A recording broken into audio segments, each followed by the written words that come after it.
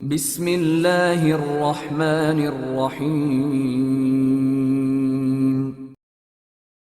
X2 Imran series, مصنف مظہر کلیم MA۔ ایک نئی کہانی سنی ہے؟ صفدر نے جولیا سے مخاطب ہو کر کہا۔ کیا؟ جولیا نے حیرت آمیز لہجے میں پوچھا۔ X2 عمران کو سیکرٹ سروس میں شامل ہونے پر زور دے رہا ہے، صفدر نے انکشاف کیا۔ اچھا، یہ واقعی نئی بات ہے، تمہیں کسے بتلایا؟ جولیا کے چہرے پر اشتیاق تھا۔ عمران خود بتلا رہا تھا، صفدر نے جواب دیا۔ اوہ، بکواس کرتا ہے۔ X2 کو کیا ضرورت پڑی ہے کہ اس کی منتیں کرنے کی، جبکہ وہ خود اس سے کام لیتا ہے، جولیا نے منہ بناتے ہوئے کہا۔ ہو سکتا ہے X2 کو کوئی خیال آ گیا ہو، اس بنا پر اس نے عمران سے کہہ دیا ہو، صفدر نے کہا۔ نہیں، X2 کبھی کسی کی منت نہیں کرتا، وہ صرف حکم دینے کے لیے پیدا ہوا ہے، اور ہم جیسے لوگ بما عمران کے اس کا حکم ماننے کے لیے، جولیا نے مروب کن لہجے میں کہا۔ مگر عمران بھی X2 سے کم نہیں، ہماری تو اور بات ہے، مگر عمران، میں سمجھتا ہوں کہ یہ صاحب X2 سے بھی دو جوتے آگے ہیں، صفدر نے عمران کی حمایت کی۔ تم خواہ مخواہ اس کی حمایت کرتے ہو، اس کا اور X2 کا کیا مقابلہ؟ X2 ہر حال میں اس سے آگے ہے، عمران کو تو وہ کٹ پتلی کی طرح نچاتا رہتا ہے۔ جولیا کھلم کھلا X2 کی حمایت میں ڈٹ گئی۔ یہ بحث جولیا کے فلیٹ میں ہو رہی تھی۔ کافی دنوں سے کوئی کیس سیکرٹ سروس کے پاس نہیں آیا تھا، اس لیے آج کل سب ممبرز عیش کر رہے تھے، اس لیے وقت گزاری کے لیے صفدر جولیا کی طرف چلا آیا تھا۔ یہ ٹھیک ہے، مگر عمران کی صلاحیتوں کا تمہیں اور مجھے ہر کسی کو اچھی طرح اندازہ ہے، وہ مافوق الفطرت ذہن کا مالک ہے۔ صفدر بھی شاید بحث برائے بحث کے موڈ میں آ گیا تھا۔ اس سے پہلے کہ جولیا کوئی جواب دیتی، کال بیل زور زور سے بجنے لگی۔ میں دیکھتا ہوں، صفدر نے کہا، اور پھر اٹھ کر دروازے کی طرف بڑھ گیا۔ اس نے دروازہ کھولا تو باہر کیپٹن شکیل موجود تھا۔ ہیلو شکیل، آج کیسے اپنے فلیٹ سے باہر نکل آئے ہو؟ صفدر کے چہرے پر مسرتوں کا سمندر موجزن ہو گیا۔ آپ بھی یہی ہیں، بڑی خوشی ہوئی۔ کیپٹن شکیل کی آنکھیں بھی مسکرانے لگیں، پھر وہ اندر آ گیا۔ ہیلو جولیا، کیا ہو رہا ہے؟ کیپٹن شکیل نے مسکراتے ہوئے جولیا سے کہا۔ بس صفدر سے بحث ہو رہی تھی، جولیا نے بھی جواباً مسکراتے ہوئے کہا۔ اچھا، ویری گڈ، کس موضوع پر بحث ہو رہی تھی؟ کیپٹن شکیل نے صوفے پر بیٹھتے ہوئے کہا۔ عمران اور X2 کے موضوع پر، صفدر نے ہنستے ہوئے جواب دیا۔ بہت خوب، بڑا دلچسپ موضوع ہے، کیپٹن شکیل نے دلچسپی لیتے ہوئے کہا۔ پھر صفدر نے کیپٹن شکیل کو بھی زیر بحث موضوع کے متعلق سابقہ گفتگو سے آگاہ کیا۔ آپ کا کیا خیال ہے؟ جولیا نے کیپٹن شکیل سے پوچھا۔ وہ شاید کیپٹن شکیل کو اپنی حمایت میں لینا چاہتی تھی۔ بھائی، میرا جہاں تک خیال ہے، بس ایسے عجیب سا ہے۔ میں نے شروع میں X2 کے متعلق بڑا سوچا تھا کہ ان کا اصل روپ کیا ہے، مگر بعد میں مجھے یہ خیال ترک کرنا پڑا، کیونکہ میں اس کوشش میں ہر طرح ناکام رہا۔ میں X2 کو نہیں سمجھ سکا۔ ویسے اس بحث کے متعلق میرا خیال ہے کہ دونوں ایک دوسرے کی ٹکر ہیں۔ X2 صرف اس لیے عمران سے آگے ہے کہ اس کی شخصیت پر پردہ پڑا ہوا ہے، اس لیے وہ ہمارے لیے ایک افسانوی کردار بن گیا ہے، جبکہ عمران ہمارے ساتھ اٹھتا بیٹھتا ہے، اس لیے اس کی شخصیت پر اسرار نہیں بنی، ورنہ میرے خیال میں دونوں ایک دوسرے سے کم نہیں۔ کیپٹن شکیل نے بڑی تفصیل سے بات کی۔ ایک بات ہے جولیا، ابھی میرے ذہن میں ایک خیال آیا ہے، ہم ہیں تو فارغ، کیوں نہ اپنی طرف سے ایک کیس پر تحقیق شروع کر دیں؟ صفدر کے چہرے پر ایک عجیب سی سرخی چھا گئی۔ کیا کیس؟ جولیا اور کیپٹن شکیل دونوں نے اشتیاق سے پوچھا۔ ہم مل کر X2 کی اصل شخصیت کا کھوج لگانا شروع کر دیں، آخر کسی طرح یہ سسپینس تو ختم ہو، صفدر نے وضاحت کی۔ اوہ، آئیڈیا تو اچھا ہے، مگر X2 ناراض ہو گیا تو؟ جولیا X2 کی ناراضگی سے خوفزدہ تھی۔ X2 کو پتہ ہی نہ چلنے دیا جائے گا اور بالکل نجی طریقے سے کام شروع کیا جائے، حتیٰ کہ عمران کو بھی نہ بتلایا جائے، صفدر نے اپنی تجویز پر زور دیتے ہوئے کہا۔ مگر یہ کیسے ہو سکتا ہے کہ ہم X2 کے متعلق تحقیق کریں اور X2 کو پتہ نہ چلے؟ کیپٹن شکیل نے کچھ سوچتے ہوئے کہا۔ اسے ٹاپ سیکرٹ رکھا جائے گا، اس لیے تو میں عمران کو بھی درمیان میں نہیں لانا چاہتا، ورنہ اگر عمران ہمارے ساتھ شامل ہو جائے تو پھر میرا خیال ہے کہ تحقیق کی ضرورت ہی نہیں۔ ویسے مجھے یقین ہے کہ عمران اچھی طرح جانتا ہے کہ X2 دراصل کون ہے، صفدر نے کہا۔ تو کیا صرف ہم تینوں ہی اس کیس پر کام کریں گے؟ جولیا بھی شاید اس کام پر رضامند ہو گئی۔ نہیں، ساری ٹیم کو سوائے عمران کے اس کیس میں شامل کر لیا جائے، صفدر نے کہا۔ ٹھیک ہے، میں اس کیس پر رضامند ہوں، لیکن میری ایک تجویز ہے کہ اس کیس کی انچارج مس جولیا ہی ہو، کیپٹن شکیل نے کہا۔ نہیں، میں اس کے لیے تیار نہیں ہوں، میں صفدر کا نام تجویز کرتی ہوں۔ یہ سیکرٹ سروس کا کیس نہیں، ہمارا اپنا ذاتی کیس ہے۔ جولیا شاید X2 کے اعتاب سے خوفزدہ تھی۔ ایسا کریں کہ سارے ممبران ایک خفیہ میٹنگ کریں اور پھر سب مل کر اپنا انچارج بھی منتخب کر لیں اور اس کیس کا لائحہ عمل بھی، صفدر نے تجویز پیش کی، اور پھر ان دونوں نے اس بات کی تائید کی۔ ویسے تینوں کے چہرے تجسس اور اشتیاق سے سرخ ہو گئے تھے، کیونکہ وہ سب کی فرداً زبردست خواہش تھی کہ X2 کی اصل شخصیت پر سے پردہ اٹھایا جائے۔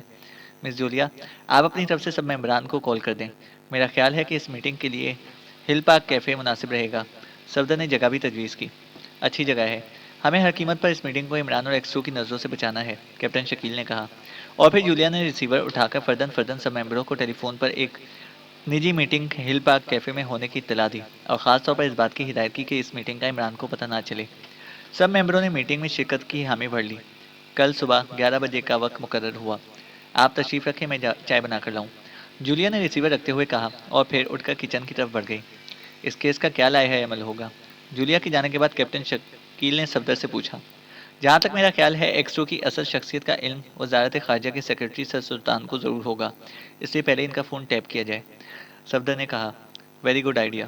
جواب نہیں صفدر، تم نے بڑا بنیادی نقطہ سوچا ہے، ہو سکتا ہے کہ اس طرح ہمیں مزید تحقیق کرنے کی ضرورت ہی نہ پڑے، کیپٹن شکیل نے اچھل کر جواب دیا۔ صفدر کی تجویز اس کے دل کو لگی تھی۔ اتنے میں جولیا چائے لے کر آ گئی اور پھر سب نے مل کر چائے کی چسکیاں لینا شروع کر دیں۔ ایک بڑا ہال نما کمرہ تھا جس میں ایک بڑی میز کے گرد اس وقت 4 آدمی بیٹھے گفتگو میں مصروف تھے۔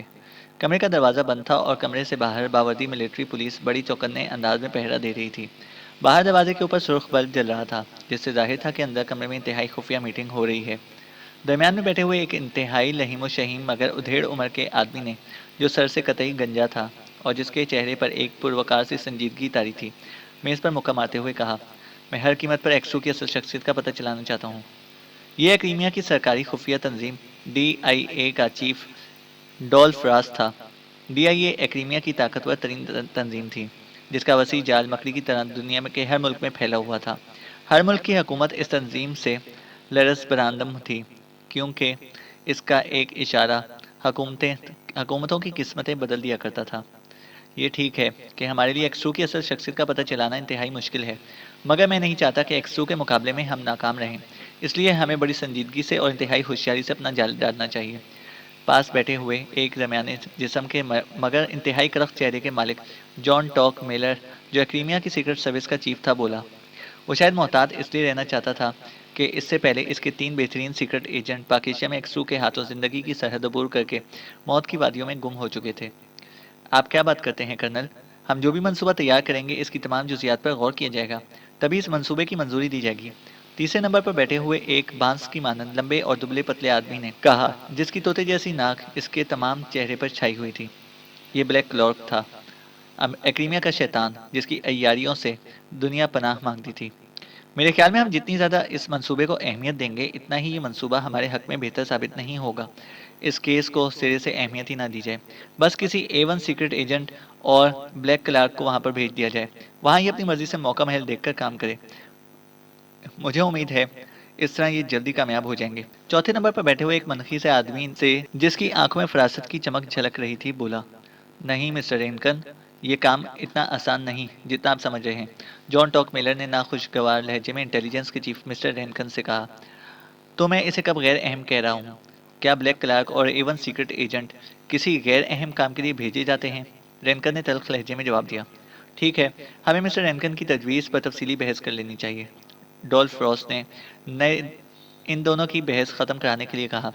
بحث کیا کرنی ہے، میں جانے کے لیے تیار ہوں، میرے ساتھ ایک ذہین سیکرٹ ایجنٹ بھیج دو، میں ایسا جال پھینکوں گا کہ ایکسو خود اپنی شخصیت کا اظہار کرنے کے لیے تیار ہو جائے گا۔ بلیک کلارک نے بڑے فخریہ لہجے میں ڈولف راس سے مخاطب ہو کر کہا۔ ٹھیک ہے مسٹر جان ٹاک میلر، آپ اپنے سیکشن کے ذہین ترین ایجنٹ کو اس مشن پر تعینات کر دیں، وہاں آپ لوگ میرے سیکشن کی مدد دے سکتے ہیں، میں آرڈر بھجوا دوں گا، ڈولف راس نے فیصلہ کن لہجے میں کہا، اور جان ٹاک میلر جو خاموش بیٹھا تھا، اپنے سیکرٹ ایجنٹوں کا تصور میں انتخاب کر رہا تھا، اچانک چونک پڑا۔ ویری گڈ، نمبر 0A1 اس کام کے لیے بے حد مناسب رہے گا، اس نے مسرت آمیز لہجے میں کہا۔ 0A1 یعنی شارپ وائلی کے متعلق تم کہہ رہے ہو؟ سب نے چونک کر کہا۔ ہاں، وہ اور بلیک کلارک اگر مل کر کسی کیس پر کام شروع کر دیں تو اس کیس کی ناکامی کا سوال ہی پیدا نہیں ہو سکتا، جان ٹاک میلر نے فخریہ لہجے میں جواب دیا۔ مگر وہ تو سیکرٹ مشن بینک پر گیا ہوا ہے، ڈولف راس نے سوچتے ہوئے کہا۔ مجھے آج اس کا ٹیلی گرام ملا ہے کہ وہ اس مشن سے فارغ ہو گیا ہے، جان ٹاک میلر نے جواب دیا۔ پھر ٹھیک ہے، ہم شارپ وائلی اور بلیک کلارک کو یہ مشن سونپ دیتے ہیں، ڈولف راس نے فیصلہ کن لہجے میں کہا، اور پھر سب نے اس فیصلے کی بھرپور انداز میں توثیق کر دی۔ چنانچہ فیصلہ ہوتے ہی کاغذی کارروائی مکمل کی گئی اور پھر سب نے اس پر دستخط کر کے میٹنگ ختم کر دی۔ بلیک کلارک، آپ کو ایکس2 کی فائل بھیج دی جائے گی، اور مسٹر جان ٹاک میلر، آپ فوراً شارپ وائلی کو طلب کریں۔ تاکہ وہ جلد از جلد اپنے اس نئے مشن پر روانہ ہو جائے۔ ڈول فراسٹ نے آخری احکام جاری کیے اور پھر میٹنگ برخاست ہو گئی۔ گزشتہ کئی دنوں سے سیکرٹ سروس کے پاس کوئی کام نہیں تھا، اس لیے عمران کے شب و روز آج کل بیکاری میں ہی گزر رہے تھے۔ زیادہ بوریت ہوتی تو وہ سپرنٹینڈنٹ فیاض کی گردن پر جا کر سوار ہو جاتا۔ سپر فیاض کی جان آج کل اس نے عذاب میں ڈال رکھی تھی اور فیاض بڑی سنجیدگی سے ڈپارٹمنٹ سے طویل رخصت لینے پر غور کر رہا تھا۔ عمران آج اپنے فلیٹ میں سے یہی سوچ کر نکلا تھا کہ آج سپر فیاض کو دفتر سے اٹھا کر کسی ہوٹل میں لے جائے گا، مگر اچانک ہی وہ سپر فیاض کے دفتر کی طرف جانے کی بجائے سر رحمان کے کمرے کی طرف چل پڑا۔ بس دماغی روح تھی، بہک گئی سو بہک گئی۔ عمران صاحب، کہیں گیڈر کی موت اور شہر کا رخ کرنے والا حشر نہ ہو۔ خود ہی اپنے آپ سے باتیں کرتا ہوا آگے بڑھتا رہا۔ جلدی وہ سر رحمان کے دفتر کے قریب پہنچ گیا۔ کمرے کے باہر بیٹھا ہوا باوردی چپراسی اسے دیکھتے ہی اٹھ کھڑا ہوا۔ عمران کی طبیعت کو وہ اچھی طرح جانتا تھا، مگر آج عمران کو ادھر کا رخ کرتے دیکھ کر اسے بے حد اچنبھا ہوا۔ کیا میں صاحب کو آپ کی آمد کی اطلاع دے دوں؟ چپراسی نے مؤدبانہ لہجے میں پوچھا۔ میں خود مجسم اطلاع ہوں، عمران نے بڑی سنجیدگی سے کہا اور پھر پردہ ہٹا کر کمرے میں داخل ہو گیا۔ سر رحمان آفس میں اکیلے بیٹھے کسی فائل کے مطالعے میں غرق تھے۔ ان کی میز کے قریب پہنچ کر عمران نے بڑی معصومیت سے پوچھا، کیا میں اندر آ سکتا ہوں جناب؟ اس کے چہرے پر حماقتیں چھما چھم برس رہی تھیں۔ سر رحمان اس کی آواز سن کر یوں چونکے جیسے ان کے پاؤں میں کسی بچھو نے ڈنک مار لیا ہو۔ وہ ایک لمحے تک بغور عمران کو دیکھتے رہے، جیسے سمجھ نہ سکے ہوں کہ عمران کی اس غیر متوقع آمد کو کیا معنی پہنائیں۔ پھر ان کے چہرے پر ناگواری کے اثرات پھیلتے چلے گئے۔ گیٹ آؤٹ، یہ آفس ہے، بھنگڑ خانہ نہیں۔ باقاعدہ اطلاع دے کر اندر آؤ۔ سر رحمان کا چنگیزی خون جوش میں آ گیا، اور ویسے بھی وہ دفتری رکھ رکھاؤ کے سلسلے میں انتہا پسند واقع ہوئے تھے۔ بھنگڑ خانہ کیا ہوتا ہے ڈیڈی؟ عمران نے ان کی بات ٹالتے ہوئے بڑی معصومیت سے سوال جڑ دیا۔ Shut up, get out. Sir Rahman کا پارا ایک دم انتہائی ڈگری پر پہنچ گیا۔ انہوں نے چپراسی کو بلانے کے لیے گھنٹی بھی بجا دی۔ ادھر عمران بھی آخر انہی کا بیٹا تھا، چنانچہ اس نے بڑے اطمینان سے کرسی گھسیٹی اور یوں اس پر بیٹھ گیا جیسے سر رحمان نے بڑی خوشدلی سے اس کا استقبال کیا ہو۔ گھنٹی کی آواز سنتے ہی چپراسی پردہ ہٹا کر اندر داخل ہوا، اور پھر اس سے پہلے کہ سر رحمان کچھ کہتے عمران بول پڑا، چائے لاؤ اور ساتھ کچھ کھانے کو بھی، میں نے پچھلے ہفتے سے ناشتہ نہیں کیا۔ اور چپراسی انہی قدموں سے واپس چلا گیا۔ سر رحمان بے بسی سے ہونٹ کاٹ رہے تھے، کیونکہ چپراسی کے سامنے وہ کوئی ایسی بات نہیں کر سکتے تھے جس سے ان کا وقار گرتا، اور عمران سے کچھ بعید نہیں تھا کہ وہ کیا کہہ دیتا، لہٰذا صرف بے بسی سے ہونٹ کاٹنے میں ہی انہوں نے عافیت سمجھی۔ چند لمحوں تک خاموشی طاری رہی۔ عمران بغور سر رحمان کے چہرے کو دیکھ رہا تھا۔ سر رحمان کا چہرہ اب معمول پر آتا جا رہا تھا، شاید وہ غصہ ضبط کرنے میں کامیاب ہوتے جا رہے تھے۔ تم کس لیے یہاں آئے ہو؟ آخر انہوں نے ایک طویل سانس لیتے ہوئے عمران سے مخاطب ہو کر پوچھا۔ ان کا لہجہ کافی حد تک نرم تھا۔ ڈیڈی، آپ جانتے ہیں کہ اولاد کے حقوق آپ پر کتنے ہیں، مگر آپ کوئی بھی فرض پورا نہیں کر رہے، خدا کو کیا منہ دکھائیں گے؟ عمران نے رو دینے والے انداز میں کہا۔ اس کی اداکاری قطعی بے داغ تھی۔ کیوں، کیا ہوا؟ سر رحمان نے عمران کی اداکاری پر بکھلاتے ہوئے پوچھا۔ عمران نے موضوع ہی ایسا چھیڑا تھا کہ سر رحمان کبھی تصور بھی نہیں کر سکتے تھے۔ ہونا کیا ہے، سوچئے تو، آپ کا لڑکا اور پھر ننگا، آپ کا عمران اور پھر سے دیران، آپ کا بیٹا اور وہ ہیٹا۔ عمران نے باقاعدہ نظم پڑھنی شروع کر دی۔ شٹ اپ، یہ کیا بکواس لگا رکھی ہے؟ سر رحمان کو اس قصیدے دماغ ہجو پر غصہ آ گیا۔ ڈیڈی، یہ بکواس نہیں، میری زندگی کی اٹل حقیقت ہے۔ پچھلے ہفتے سے میں نے ناشتہ نہیں کیا، پچھلے 3 دن سے دوپہر کا کھانا بھی گول ہو چکا ہے، اور کل سے رات کا کھانا بھی بند کر دیا ہے۔ پانی بھی نہیں پیتا، شراب کبھی خواب میں بھی نہیں پی، صرف چنگم کا شوق تھا، وہ بھی اب بند کر دی ہے، کیونکہ اس میں بھی ملاوٹ شروع ہو چکی ہے۔ ایک جوڑا کپڑوں کا رہ گیا ہے جو اس وقت پہنے ہوئے ہوں۔ فیاض فلیٹ کا کرایہ لینے کے لیے سود خور پٹھان کی طرح 2 بار میری گردن پکڑ چکا ہے۔ سلیمان نے پچھلے سال سے تنخواہ نہ ملنے پر بھوک ہڑتال کر رکھی ہے۔ تنگ آ کر میں نے فلیٹ کی تالہ بندی کر دی ہے۔ اب وہ مزدور یونین کے پاس میرے خلاف ریزرویشن پاس کرانے کے لیے جا رہا ہے۔ اب بتلائیے کہ میں کیا کروں؟ آپ نے کبھی سوچا ہے کہ آپ کا بیٹا عمران کس حال میں ہے؟ کبھی 100-200 روپے نہیں دیے تاکہ کم از کم میں 1-2 فلمیں ہی دیکھ کر وقت گزار سکوں؟ اس سے تو اچھا ہوتا کہ میں کسی مزدور کا بیٹا ہوتا۔ اب لوگ میرا مذاق اڑاتے ہیں کہ انٹیلیجنس کے چیف کا بیٹا اور پھر ننگا۔ چچ چچ۔ عمران کی آنکھوں سے باقاعدہ آنسو بہنے لگے اور آواز بھیک مانگنے والی ہو گئی۔ سر رحمان ششدر بیٹھے تھے، وہ فیصلہ نہیں کر پا رہے تھے کہ یہ حقیقت ہے یا عمران انہیں تنگ کرنے کے لیے کوئی نیا طریقہ سوچا ہے، اور پھر چپراسی چائے کی ٹرے اٹھائے ہوئے اندر داخل ہوا۔ یہ کیا بکواس ہے، بند کرو یہ آوازاری۔ کیا تم مجھے کوٹھی پر نہیں مل سکتے تھے جو یہاں رونے آ بیٹھے؟ سر رحمان کو چپراسی کے سامنے عمران کا یہ رونا قطعی پسند نہیں آیا تھا۔ مگر عمران تو آنسو کے ساتھ ساتھ باقاعدہ ہچکیاں لینے پر اتر آیا تھا اور سر رحمان سٹ پٹا گئے. ان کی سمجھ میں نہیں آ رہا تھا کہ وہ کیا کریں. تم جاؤ, آخر انہوں نے چپراسی کو ڈھارتے ہوئے کہا, جو بڑی حیرت سے عمران کو یوں زاروں قطار روتا ہوا دیکھ رہا تھا. چپراسی تیزی تیزی کمرے سے نکلتا چلا گیا. اپنے آنسو پوچھو بے وقوف, یہ کیا عورتوں کی طرح ٹس پہ بہانے لگے ہو. سر رحمان کا لہجہ الجھن لیے ہوئے تھا. عمران نے تیزی سے رومال سے آنسو پوچھنے شروع کر دیے. چائے بناؤ, سر رحمان نے نرم لہجے میں کہا, اور شاید وہ عمران کی اداکاری سے شدید متاثر ہوئے تھے. کچھ بھی ہو, وہ بہرحال باپ تھے اور عمران ان کا اکلوتا بیٹا تھا, ان کی امیدوں کا واحد سہارا. عمران نے چائے کی 2 پیالیاں تیار کی اور ایک پیالی بڑے ادب سے سر رحمان کے سامنے رکھی اور دوسری پیالی اپنے سامنے رکھ لی, اور پھر اس نے چائے کی چسکی لی اور ساتھ پڑے ہوئے کیک پیس پر ہاتھ صاف کرنا شروع کر دیا. تمہیں کیا تکلیف ہے, سر رحمان نے کچھ سوچتے ہوئے بڑے نرم لہجے میں عمران سے پوچھا. کوئی ایک تکلیف ہو تو بتاؤں. زبان کو بواسیر ہے, دماغ کو سرسام ہو گیا ہے, جسم پر ریشہ تاری ہے, گرمی میں سردی لگتی ہے, سردیوں میں گرمی, پسینہ کم بہاتا ہوں, خون زیادہ, ضعف بصر کا مریض ہو گیا ہوں. آپ کی شکل مجھے فیاض جیسی نظر آ رہی ہے اور فیاض کی شکل سلیمان جیسی.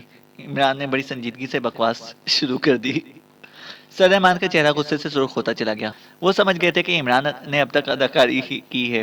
عمران ان کے چہرے کی طرف دیکھنے کی بجائے اب سینڈوچز پر ہاتھ صاف کرنے میں مشغول تھا.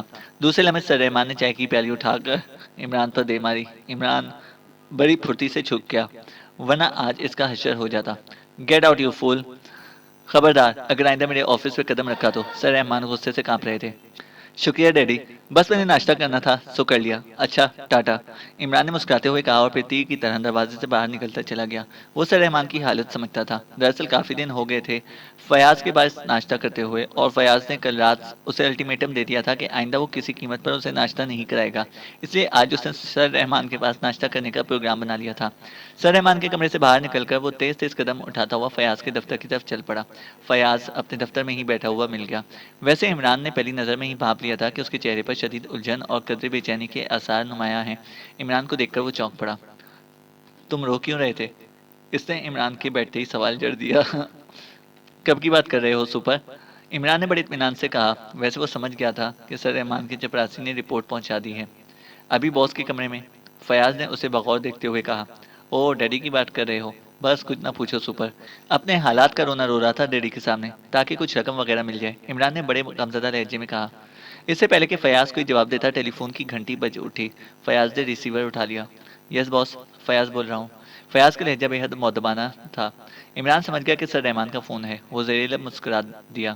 جی جی باس, مگر میں اسے کیسے کہہ سکتا ہوں. فیاض کے چہرے پر سر رحمان کی بات سن کر ہوائیاں اڑنے لگی. بہتر جناب, میں کوشش کرتا ہوں, فیاض نے بھیک مانگنے والے لہجے میں کہا, اور پھر اس نے ریسیور رکھ دیا.